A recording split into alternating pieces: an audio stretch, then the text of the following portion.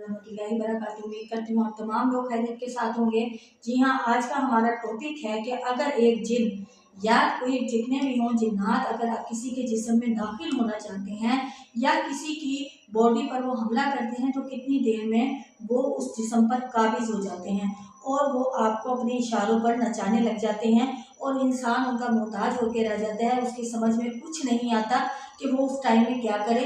उसकी हरकत ऐसी होती हैं कि उसके साथ रहने वाले भी उससे खौफजदा होना शुरू हो जाते हैं।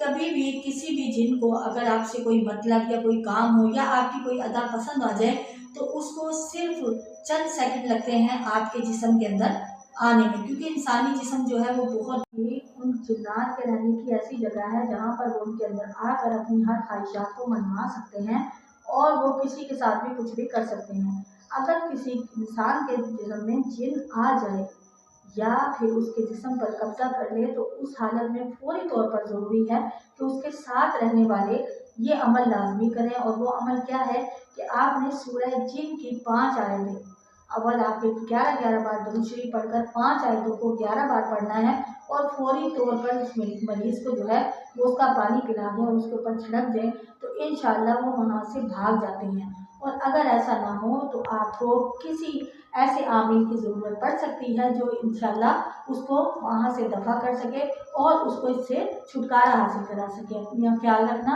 मुझे दुआ में याद रखना। फरमान।